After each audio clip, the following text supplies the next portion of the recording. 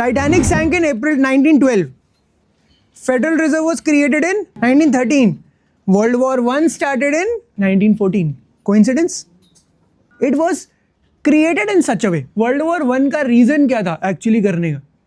उसके दो major reasons थे। पहली चीज क्या थी? मिडिल ईस्ट को डिसइंटीग्रेट करना था। अगर आपको थोड़ा सा भी याद हो, उस टाइम पे एक ऑटोमन एम्पायर करके हुआ करता था। बहुत हिस्ट्री में जाना, सिर्फ उतना उतना बड़ा बड़ा समझो कि मिडिल ईस्ट आज आपको पूरा डिसइंटीग्रेटेड दिख रहा है। इतनी छोटी छोटी कंट्रीज के अंदर इसको डिवाइड कर दिया है। Actually it was a one big empire called Ottoman empire, और वो पूरा मुस्लिम कम्युनिटी जो थी ना, वो पूरी यूनाइटेड थी and they were giving a big fight to the rest of the world. तो आइडिया क्या था कि किसी भी तरीके से हमें ना क्या करना है, मिडिल ईस्ट को ना डिसइंटीग्रेट करना है, दैट इज वन। और ज्यूज जो थे ना, अभी तक देखो फेडरल रिजर्व आ चुका, ऑलरेडी इतने टाइम से बहुत पैसा कमा रहे थे, तो पावरफुल तो हो रहे थे वर्ल्ड ओवर के अंदर। उनको भी ये था कि भैया अब ना हमें वापस अपना देश चाहिए, हमें इजराइल चाहिए, उसके लिए अब now we need to work. अब USA was becoming the super power slowly, क्योंकि आइडिया क्या था, वर्ल्ड वॉर I होगा और वर्ल्ड वॉर II तो चलो बाद में आया, और उसके बाद यूएसए ने asserted itself as the super power. उसकी स्टार्टिंग किस तरीके से हुई ना, वो हमें एक बार समझने की बहुत जरूरत है। क्योंकि अगर आपको आज ये लगता है ना कि वर्ल्ड वॉर II के टाइम पे हिटलर ने भी जो किया वो गलत था, क्या था, बेसिकली व्हाटएवर टेल यू कि हिटलर उनकी गेम को अच्छे से समझ रहा था। तो चलो एक बार समझते हैं, एक बार स्टार्टिंग से एक बार चलते हैं। I hope up till this point it is clear to you. देखो सबसे पहले इन्होंने क्या किया, सबसे पहले इन्होंने कराया वर्ल्ड वॉर I। जैसे ही वर्ल्ड वॉर I स्टार्ट हुआ, उस टाइम पे ना अमेरिका के फेडरल रिजर्व ने और गवर्नमेंट ने क्या बोला कि देखो ये जो वॉर है ना, basically this is an unprecedented event कि पूरा वर्ल्ड इसके अंदर इन्वॉल्व हो रहा है, ये इमरजेंसी का टाइम है। सबसे पहले इन्होंने पता है क्या किया, उस पॉइंट ऑफ टाइम पर इन्होंने क्या किया, गोल्ड को, the dollars, the currency was convertible into gold at any point in time. मतलब ये वाली बात होती थी, पहले आपकी करेंसी के ऊपर क्या लिखा हुआ होता था। अगर आप यूएस की पुरानी करेंसी देखोगे ना, 1920s के टाइम पर, 1910s के टाइम पर, अगर $20 का अगर नोट है, उसके ऊपर क्या लिखा होता था, $20 bill can be converted into $20 worth of gold. अगर आप चाहो सेंट्रल बैंक के पास जाकर उसको बोलो ये लो receipt, because currency is nothing but the receipt, receipt लो, गोल्ड दे दो, और आप कभी भी जाके सेंट्रल बैंक से अपना गोल्ड वापस ले सकते थे। That was how it started. जैसे ही वॉर स्टार्ट हुआ ना, इन्होंने बोला देखो अभी ना अनप्रेसिडेंटेड टाइम्स है, इस पॉइंट ऑफ टाइम पर कोई भी अपना गोल्ड एक्सचेंज करने हमारे पास नहीं आएगा। अगर आपको गोल्ड खरीदना है तो आप मार्केट में जाकर $20 दे दो ना, और मार्केट से खरीद लो $20 का गोल्ड। ये आइडिया था। और इन्होंने पता है उस टाइम पर ना एक नया कॉन्सेप्ट लेकर आए, फ्रैक्शनल रिजर्व लेंडिंग का। उन्होंने बोला कि यार देखो, पहले क्या था, जितना गोल्ड होगा उतनी ही करेंसी आप प्रिंट कर सकते हो। लेकिन अब इन्होंने पता है क्या किया कि देखो अगर मान लो मेरे पास $20 का गोल्ड पड़ा है, तो मैं $50 के रिसीट इशू कर सकता हूं। मतलब रिजर्व रेशियो जो होगा ना, वो 40% होगा।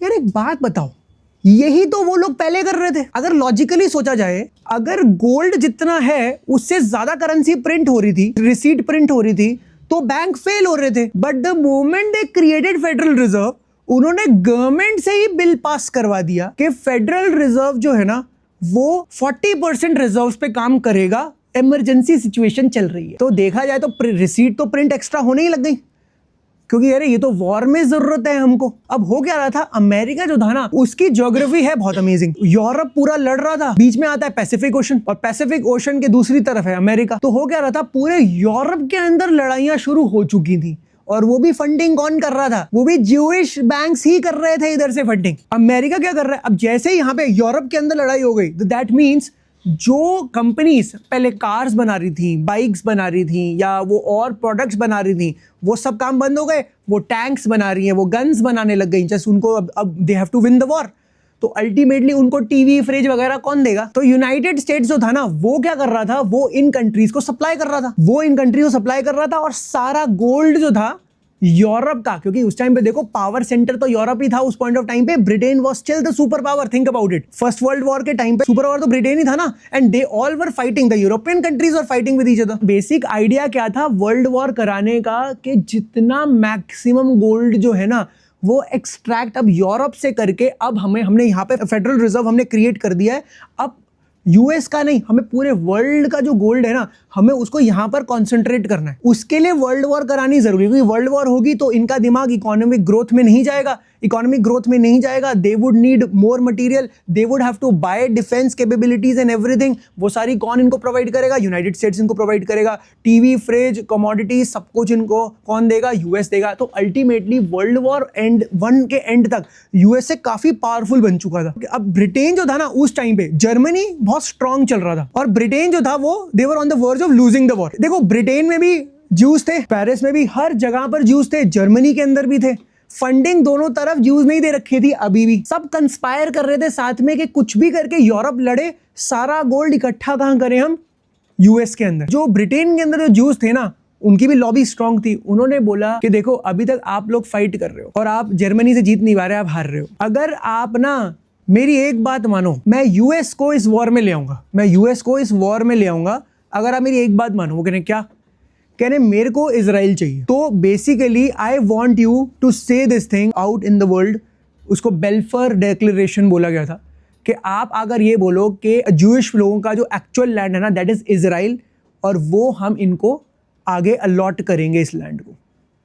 अगर आप उस कंडीशन को मानते हो तो I will bring United states into the war. और 1917 के अंदर United states actually came into the war after that, and उसके बाद जाकर जर्मनी हारा था। और उस टाइम पे क्या हुआ? ऑटोमन एम्पायर ब्रेक हुआ, रशियन एम्पायर ब्रेक हुआ उस पॉइंट ऑफ टाइम पर। और इन्होंने जब ऑटोमन एम्पायर ब्रेक हुआ तो उन्होंने ऑटोमन एम्पायर के बहुत छोटे छोटे टुकड़े कर दिए। बेसिकली क्या है ना, डिवाइड करना क्यों ईजी है? क्योंकि डिवाइड एक बार कर दिया तो आपकी पावर्स डिवाइड हो गई, आप आपस में लड़ोगे तो हमें आपको कंट्रोल करना इजी हो जाएगा। भाई डिवाइड एंड रूल आपने हमेशा से ही पढ़ा हुआ है। डिवाइड एंड रूल पॉलिसी इन्होंने मिडिल ईस्ट के अंदर भी अप्लाई करी, उसको ब्रेक कर दिया। क्योंकि ब्रेक करना क्यों जरूरी था? क्योंकि इजराइल को मिडिल ईस्ट पे बिठाना था। अगर मिडिल ईस्ट इतना बड़ा होगा वो इजराइल को फिर से खत्म कर देंगे। किसी भी तरीके से इनको ब्रेक करके छोटे छोटे पार्ट्स में डिवाइड करना था, जिससे इजराइल बीच में आ जाए तो ये लोग कुछ कर ना पाए और बाकी यूएस की सपोर्ट इसको रहे। कुछ बात समझ? और यूएस की सपोर्ट क्यों रहती है शुरू से? Why US is such a soft corner for Israel and not just today but since earlier times? क्यों? क्योंकि भाई फेडरल रिजर्व उनका है। Not a lot of people understand this thing. अब बेसिकली पता क्या हुआ? वर्ल्ड वॉर 1 एंडेड और इनको लगा यार ये तो बड़ा सक्सेसफुल रहा वर्ल्ड वॉर, क्योंकि बहुत सारा यूरोप का गोल्ड जो था, पूरे यूरोपियन कंट्रीज जो उस टाइम पे सुपर पावर्स थी, उनका गोल्ड काफी सारा हमने इकट्ठा कर लिया और वो यूनाइटेड स्टेट्स में आ गया। United states actually has become lot bigger and much much more powerful than it was before the world war. फिर क्या हुआ? एक और मेजर इवेंट आया, ग्रेट डिप्रेशन। ग्रेट डिप्रेशन की वजह से इकोनॉमी काफी डाउन हो गई, दैट एवरीबॉडी नोस। लेकिन उस टाइम में ना क्या हुआ? 1933 में एक बहुत मेजर इवेंट हुआ। 1933 में ना गवर्नमेंट ने क्या किया, जैसे मान लो मैं यूएस गवर्नमेंट हूं और आप सारे यूएस सिटीजन हो। मैं आपको पता क्या बोल रहा हूं? From today it is illegal to hold gold for the citizen. मतलब सिटीजन जो हैं वो गोल्ड को अपने पास नहीं रख सकते, इट इज इलीगल। अगर आपके पास गोल्ड मिला तो आपको $10,000 का आपको पेनल्टी लग सकती है और आपको 10 इयर्स तक प्रिजन में भी जाना पड़ सकता है। आपको सारा गोल्ड जो है ना आपको सेंट्रल बैंक के पास रखवाना पड़ेगा। What was that? Basically now the federal reserve wanted कि भैया मुझे ना पूरे अमेरिका की जो वेल्थ है, what is the real wealth? Gold and silver. मुझे गोल्ड जो है ना वो पूरा का पूरा अपने पास चाहिए। अमेरिकन सिटीजन्स के पास सिर्फ मेरी रिसीट्स होंगी, कोई एक्चुअल मनी नहीं होगा। और हुआ क्या? ये बहुत इजीली अप्लाई भी हो गया यूएस के अंदर विदाउट एनी रेजिस्टेंस। बहुत इजीली ये चीज हो गई। उन्होंने बहुत इजीली उन्होंने गोल्ड दे भी दिया कि ठीक है यार। अब इंडिया के अंदर थोड़ा, इंडिया के अंदर तो लेडीज ही प्रोटेस्ट के लिए निकल पड़ेंगे शाहीन बाग कि हम नहीं दे रहे, गोल्ड नहीं देंगे, because gold has sentimental values for us, we wear gold, right? वहां पर उतना गोल्ड का कल्चर था नहीं। वो 200 साल पुरानी तो सिविलाइजेशन थी यार, देखा जाए तो अभी तो बनी थी यार। हमें तो रामायण महाभारत के टाइम से पता है कि हाँ गोल्ड की वैल्यू है। Getting my point? तो कहीं ना कहीं हम उस गोल्ड से एज अ सेंटिमेंटल वैल्यू हम we are still with the gold. तो चलो ठीक है, let's come back to that point. हुआ क्या? गोल्ड जो था ना फेडरल रिजर्व ने बहुत इजीली ले लिया और उस टाइम पे ना इनको रियलाइज हुआ कि यार अगर पूरे अमेरिका ने अपना गोल्ड हमें दे दिया, अब हमें यही सेम यूरोप में भी करनी है। तो it's time for season 2 of world war. उस टाइम पे सीजन 2 की बिगिनिंग हुई। जो ज्यूज थे ना, जो बेसिकली जर्मनी में बैठे थे, उनकी भी लॉबी। देखो पैसे वाले तो हर जगह थे ना, ये लोग पैसा तो इनके पास हर जगह था, क्योंकि हर जगह मनी लेंडिंग का ही काम करते थे। हो क्या रहा था? इन्होंने क्या किया उस टाइम पे, हिटलर जो था ना उसका राइज बहुत फास्ट हो रहा था। क्योंकि होता क्या है ना, प्रॉब्लम पता है क्या हुई थी, जब ये लोग हारे थे वर्ल्ड वॉर 1 के बाद, तो इनको बोला कि जितनी जर्मनी के ऊपर सारे बिल फटे कि भैया आप जो जितना हम सबको नुकसान हुआ है वो आप पे करोगे। अब आप ये समझो, उनका सारा गोल्ड जर्मनी का ले लिया। सोचो जितना गोल्ड उनके पास था वो सारा का सारा गोल्ड ले लिया। अब गोल्ड ले लिया, उनकी करेंसी की वैल्यू जीरो। उस कंट्री के अंदर हाइपर इन्फ्लेशन आ गई उस टाइम में 1920s के अंदर। There was hyper inflationary environment. मतलब अगर मान लो आपको वहां पे ठंड लग रही है तो आपको अगर लकड़ियां खरीदना एक्सपेंसिव है, आप नोट की गड्डियां जला दो, and that is much cheaper. And I am not kidding, it was true. अगर आप किसी रेस्टोरेंट में बैठे हो तो आप रेस्टोरेंट में पहले पैसे देकर खाना शुरू करोगे, क्योंकि बाय द टाइम आप उठोगे खाना खा के तो प्राइस बढ़ चुका होगा खाने का। अब उसको बोलते हैं इन्फ्लेशन। तो उनकी रातों रात उनकी करेंसीज एकदम जीरो, एकदम नल हो चुकी थी। तो आप समझो जिसकी वजह से German people had to suffer a lot because of world war 1। और इन सब ने सारा ब्लेम, पूरी वॉर का ब्लेम किस पे डाल दिया? जर्मनी पे। और ये गलती थी किसकी? ये करवाया किसने? ज्यूज नहीं तो करवाया था ये सारा। अब हुआ क्या, जब भी इतनी कोई केओस आता है तो होता क्या ना, एक dictator is born out of the chaos. क्योंकि आपको लगता है नहीं यार, this person is going to help us come out of this particular mess. तो उस पॉइंट ऑफ टाइम पर हिटलर जो था ना, उसको काफी मास पॉपुलैरिटी मिलने लग गई थी। अब जैसे ही मास पॉपुलैरिटी मिलने लगी, 33-34 की बात है, और यूएसए में ये लोग वो एक्सपेरिमेंट कर चुके थे गोल्ड का। अब इन्होंने क्या सोचा कि अब हिटलर जो है ना, ये डिक्टेटर बन चुका है, ये पावरफुल हो रहा है, मास पॉपुलैरिटी है, हम इसको थोड़ा सा पुश करते हैं। इसको बोलते हैं यार हिटलर भाई बहुत गलत हुआ तुम्हारे साथ, जर्मनी के साथ सबसे ज़्यादा गलत हुआ है, हम तुम्हारे साथ हैं, let's just take vengeance from the European nations. हम आपको फंड करेंगे, हम आपको फंड करेंगे, आप बताओ आपको क्या चाहिए। और हिटलर वॉज एम्बिशियस, उसने बोला यार ठीक है, सही है, कोई बात नहीं। और he wanted vengeance for what has happened to Germany. इसने क्या किया, इसने वॉर वहां पे स्टार्ट हो गई। देखो XYZ रीजन, वॉर क्यों स्टार्ट हुआ that was not the point, but आप ये समझो कि ओवरऑल ब्रॉडर पिक्चर थी क्या, वॉर स्टार्ट हो गई। दूसरी चीज पता है क्या है, तो बाद में ना हिटलर को एक चीज रियलाइज हुई, एक तरफ ये मुझे फंडिंग कर रहे हैं और जो मेरे ओपोनेंट हैं उनको भी ज्यूज ही फंडिंग कर रहे हैं, तो भैया ये लोग कर क्या रहे हैं। That is when he realised कि भाई तुम लोग ना डबल गेम खेल रहे हो हमारे साथ। And that is when he started exterminating them out of Germany. अब उसके बाद जो भी हुआ, देखो I am not a supporter of Holocaust first of all, whatever has happened, इतने सारे ज्यूज को मार देना या फिर वो केमिकल गैस चेम्बर्स के अंदर मार देना, that is not something which I would support. But आपको ये समझना पड़ेगा कि कोई भी एक रिएक्शन इतना स्ट्रांग आता है ना, तो उसका पीछे कोई ना कोई रीजन तो होता है। और आपको एक चीज मैं और बताता हूँ, जब वर्ल्ड वॉर चल रहा था ना, फर्स्ट वर्ल्ड वॉर, उस पॉइंट ऑफ टाइम आपने हेनरी फोर्ड का नाम सुना होगा। हेनरी फोर्ड जो थे ना, बेसिकली वो ऑटोमोबाइल इंडस्ट्री को रूल कर रहे थे at that point in time. अब he was an American, he was a proud American. अब होता गया है ना, ज्यूज को ऐसा है कि भैया जो कटिंग एज न्यू टेक्नोलॉजी या न्यू इंडस्ट्री आ रही है ना, उसको मुझे कंट्रोल करना है। दे वर आफ्टर हिज लाइफ के भाई, तो किसी भी तरीके से ना ऑटोमोबाइल कंपनी अपनी हमें सेल कर दे एट एनी प्राइस यू से is fine with us, but वो इसको दे नहीं रहा था। तो अल्टीमेटली क्या था, मीडिया कंट्रोल ये लोग करते थे। उन्होंने इसको पूरी तरीके से बहुत डिफेम करा हुआ था हेनरी फोर्ड को। और हेनरी फोर्ड ने ना एक बुक लिखी थी, द इंटरनेशनल ज्यू। मतलब उस बुक को अगर आप चाहो आप उस बुक को पढ़ सकते हो, 1920 की बुक है वो। उस बुक में ना उसने क्लियरली लिखा था कि ये जो ज्यूइश कम्युनिटी है ये पूरे वर्ल्ड में स्प्रेड है और ये किस तरीके से पूरे वर्ल्ड में वॉर्स करवा रही है। अगर ये ज्यूइश कम्युनिटी ना हो तो वर्ल्ड में वॉर्स अपने आप खत्म हो जाए। इनको एक चीज समझ आ चुकी है कि जितनी वॉर्स होंगी उतना they can make money out of these war time profits. तो ये लोग जानबूझ के सबको फंड कर करके कमाते हैं। इसने भी इसके ऊपर एग्जैक्ट एक बुक लिखी हुई है, if you want you can go ahead and read that book. And there is another book by Hitler secret bankers who actually funded Hitler for the second world war. Hitler जो था ना, उसको जैसे ही समझ आ गया तो उसको लगा कि यार मेरे को ना ज्यूइश कम्युनिटी को ही खत्म करना है, because of these people world war हो रही है। मेरी कंट्री ने इनकी वजह से इतना सफर किया है। अगर ये लोग इस तरीके से मैनिपुलेट ना कर रहे होते तो शायद इतनी बड़ी बात नहीं बन पाती। And that is why he was coming from that particular angle and he was very sadistic. Nazi regime आपको पता है वाज वेरी रूथलेस, तो वो रूथलेसनेस थी, सब कुछ था, बट उसके पीछे के ना बहुत स्ट्रॉन्ग रीजंस थे। अब कौन सही है कौन गलत है गाइस, ये बोलना बहुत डिफिकल्ट है। क्योंकि आप बताओ ना, जब हमारे सामने की इंफॉर्मेशन मैनिपुलेट हो रही है तो पीछे की जो मैं इंफॉर्मेशन मैं कहीं से भी पढ़ लूं तो क्या गारंटी है कि वो चीज सही है? और जो आप मेन स्ट्रीम में पढ़ रहे हो चीजें, या लॉजिकली सोचो ना, winner rights white rights history, winner जो है वही लिखेंगे ना अपने हिसाब से। तो यार आप जो पढ़ रहे हो that is their version of what has really happened, but if you look at the other versions then probably you might understand, okay, things would have happened in a different manner. There might be some other things which you might have overlooked. तो हमेशा ना मेरे को तो एक चीज लगती है कि यार देखो, हमेशा ना whatever is right in front of my eyes, I would not believe that. That is one. उसका रीजन पता है क्या है? कि जो masses को पता है वो तो वैसे भी गलत है, what I believe.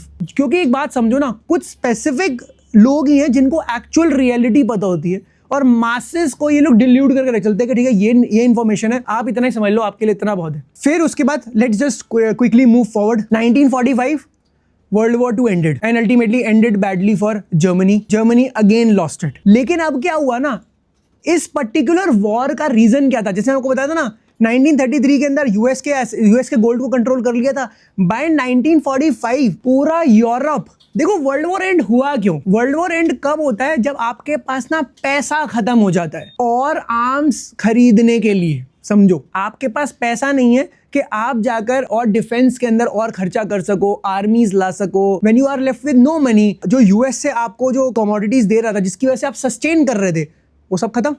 Everything is cut off. Now everything is cut off. You have no other option but to make peace. Now whatever has happened. That is how the World War II ended.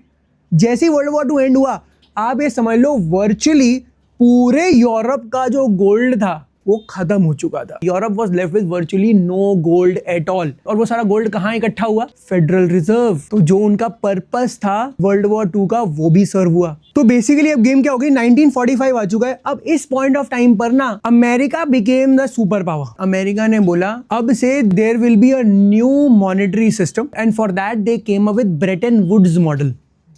Brayton Woods system लेकर आए। अब वो basically क्या था? वो कह रहे हैं यार देखो, हमेशा करेंसी जो वैल्यू लेती है ना आपकी खुद की कंट्री की, वो इस बेसिस पे डिपेंड करती है कि the kind of gold that you have. But because Europe was left with no gold, तो उनकी खुद की करेंसी की अब कोई एज सच वैल्यू तो है नहीं, because at the end of the day currency थी तो रिसीट ही। अब क्या करेंगे? सारा गोल्ड मेरे पास है, यूएस के पास उस पॉइंट ऑफ टाइम पर 20,000 टन्स ऑफ गोल्ड रिजर्व्स आ चुके थे। ये इंपॉर्टेंट है, 20,000 number, 20,000 tons of gold reserves आ चुके थे। उन्होंने क्या किया था? देखो 1933 में जब गोल्ड लिया था ना लोगों से, अमेरिकन से, तो गोल्ड का रेट रखा था $20। For every ounce of gold that you give us, we will give you $20 back. और उसके 10-12 साल बाद गोल्ड की वैल्यू रखी $35। मतलब आप समझो, लोगों से ले लिया गोल्ड सस्ते में और गोल्ड की वैल्यू बढ़ा दी। अब गोल्ड की वैल्यू बढ़ाने का मतलब क्या है? सोचो, करेंसी जो है ना, जब ये वॉर हुआ तो यूएसए ने प्रिंटिंग भी तो ज्यादा करी,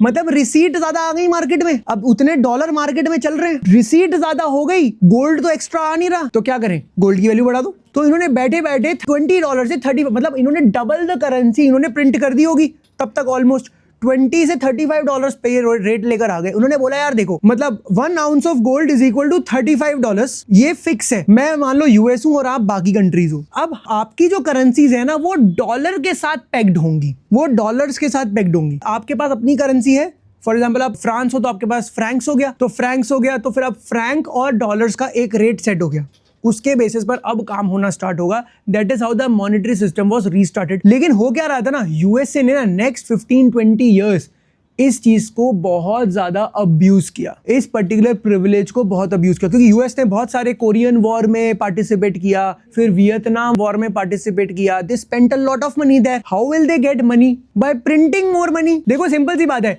हर वॉर को करने के लिए लोन कहां से लेना पड़ रहा था? फेडरल रिजर्व से, और फेडरल रिजर्व को इंटरेस्ट तो देना ही है। फेडरल रिजर्व जानबूझ के कंसिस्टेंटली वॉर्स करवाता रहा कि भैया हमसे लोन लेते रहो और हमें इंटरेस्ट देते रहो। अब सिंपल सी बात है, फेडरल रिजर्व के पास गोल्ड तो उतना है, वो कहां से प्रिंट कर रहे थे और पैसा? वो तो ऐसे ही प्रिंट करे जा रहे थे। इसका मतलब जितना गोल्ड है, करेंसी इन द सिस्टम और the receipt in the system was increasing. क्या सेम चीज, सेम प्रोसेस ही फॉलो नहीं हो रहा, जिसकी वजह से इनको पूरे यूरोप से पहले निकाला जाता था, फिर अमेरिका में गए, वहां पर इनको बहुत ज्यादा क्रिटिसाइज किया जाता था कि ये लोग क्या कर रहे हैं। बाद में फेडरल रिजर्व बना। Are they not doing the same things? But now they are doing it in a better manner that nobody can say anything about it. और सारे इकोनॉमिस्ट, हाँ ये तो करना ही पड़ता है ना, this is how central bank works, central banking system works. But what if I tell you central banking is the biggest scam in the world that has been created? So what will you say?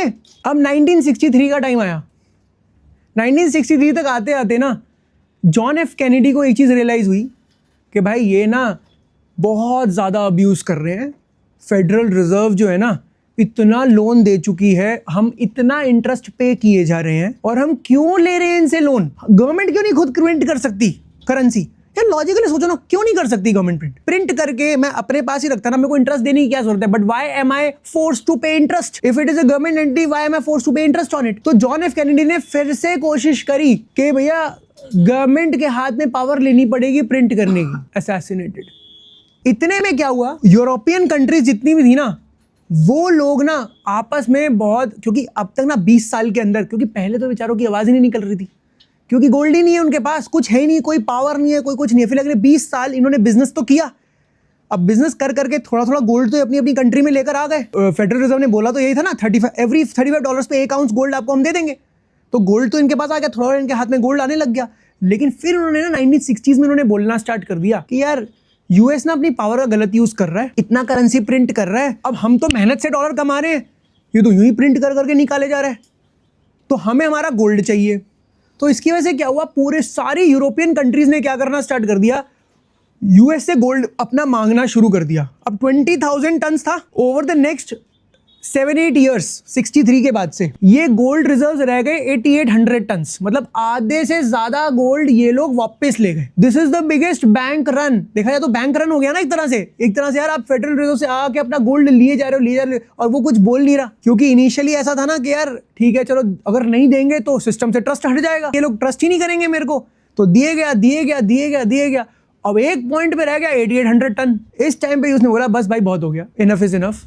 1971 के अंदर एक rule लेकर आ गए, आज के बाद आपके पास जो भी डॉलर हो आपको उसको कन्वर्ट करने को नहीं मिलेगा, आप फेडरल रिजर्व के पास अपने गोल्ड मांगने नहीं आ सकते। और उस टाइम पे ये लोग ले आए डॉलर स्टैंडर्ड। आपको पता है उस दिन से गोल्ड जो है ना वो एक रिक्वायरमेंट नहीं है टू प्रिंट मनी। जैसे हम पढ़ते रहते हैं ना आज तक, हमारी किताबों में आज भी यही लिखा है, our currency is backed by gold. 50 years पहले सब खत्म हो चुका है। Gold is just a strategic asset जो थोड़ा बहुत ये रोल रख लेते हैं अपने पास। यूएस की करेंसी में जब 1920 में क्या लिखा हुआ होता था, $20 बिल कन्वर्टेड इनटू $20 गोल्ड। आज की डेट में पता है क्या लिखा होता है, इन गॉड वी ट्रस्ट, सब भगवान भरोसे चल रहा है। अच्छा अब आप अपनी करेंसी देखो, मैं बचपन में ना when I was a kid I used to read the thing which was written on the currency.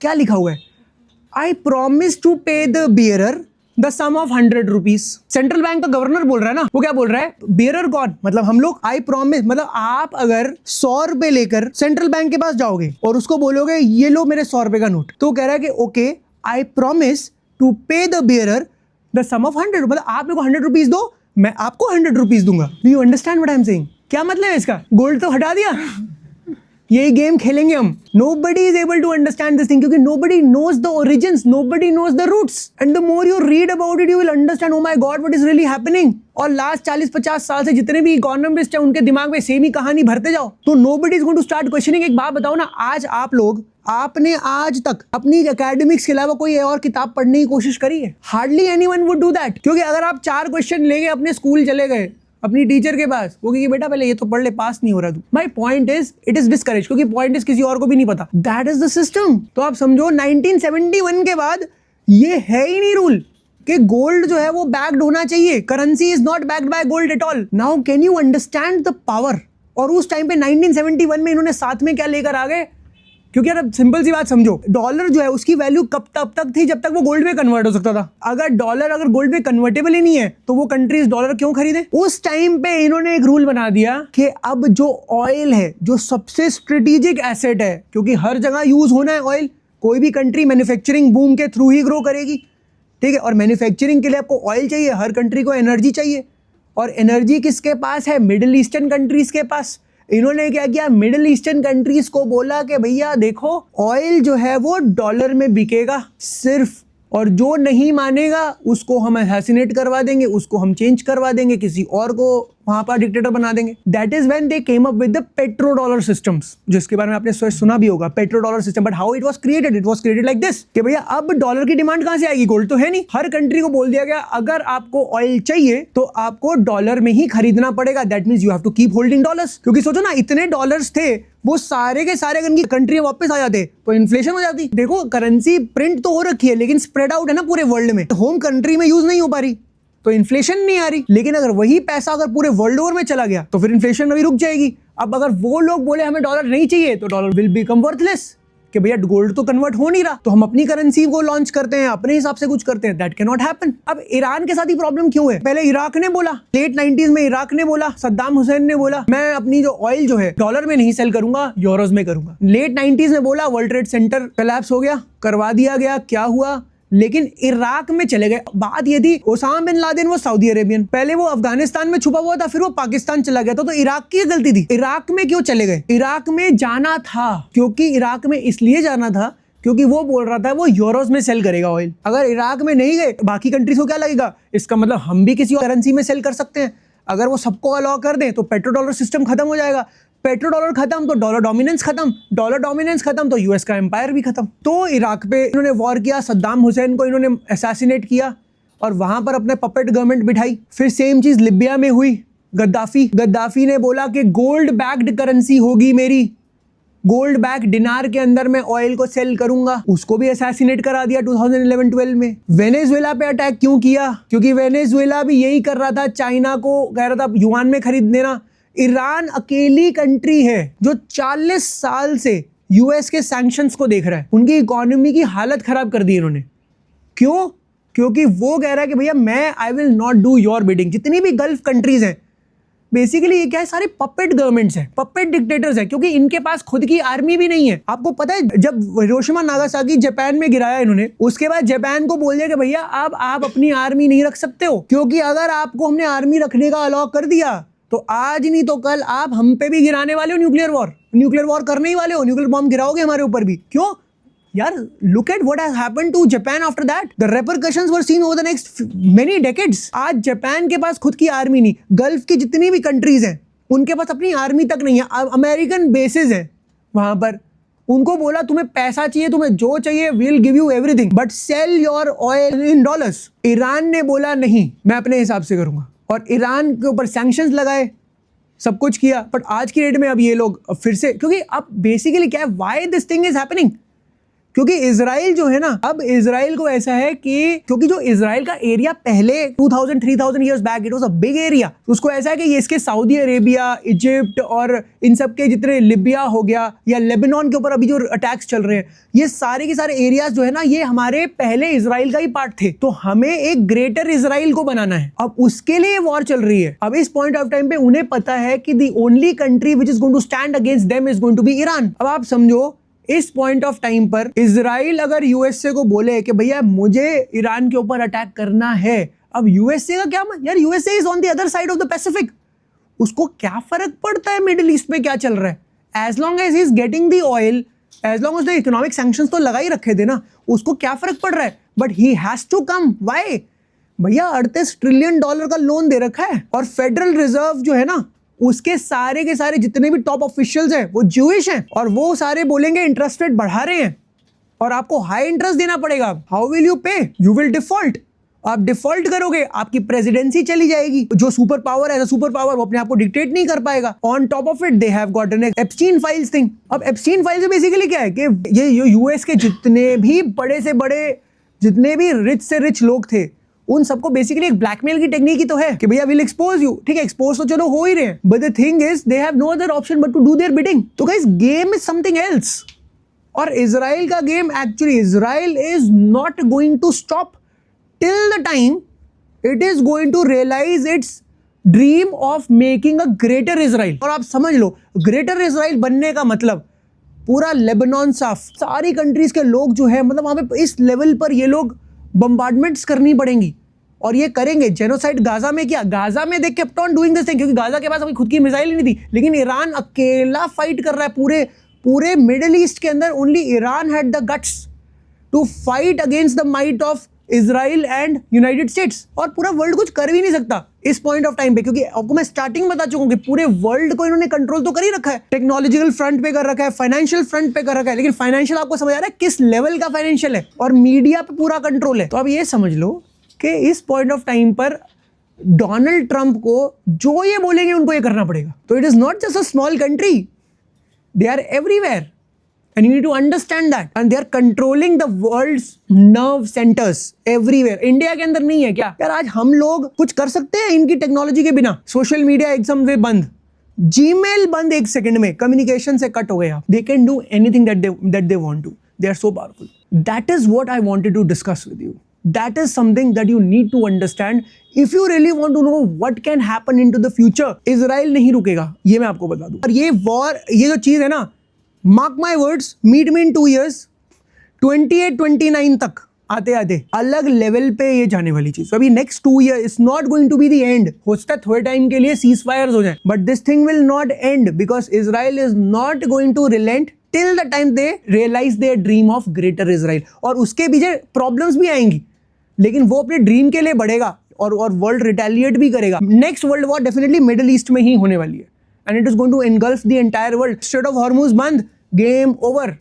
ये ना 45 डेज तक की शांति बनी हुई है, इंडिया के पास 45 डेज तक का नेचुरल गैस फिर भी है। उसके बाद आगे जाके प्रॉब्लम्स बढ़ने वाली हैं। पेट्रोल तो चलो आ रहा है, लेकिन नेचुरल गैस कहां से आएगा? एलपीजी शॉर्टेज और बहुत सारी प्रॉब्लम्स और भी बहुत सारी चीजें। We have to brace for a longer war. ये गाजा नहीं है कि हो रहा है अब जो हो रहा है we feel sorry for it, but the world is going to pay for this war. Everyone is a part of it. Everyone is a stakeholder here, and you need to understand who has the bargaining chips.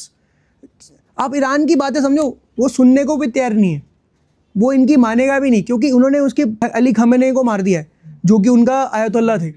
तो basically it is like supreme leader को मार दिया. और उससे 3 महीने पहले इनकी negotiations चल रही थी, और फिर वॉर हुई, 12 दिन की वॉर हुई. तो उस टाइम पे सीज फायर करा दिया. ये लोग फिर से 3 महीने में तैयार हो गए, फिर आगे फिर उन्होंने अटैक कर दिया. तो डू यू थिंक इस बार they are going to stop? I don't think they are going to stop. बाकी देखते हैं.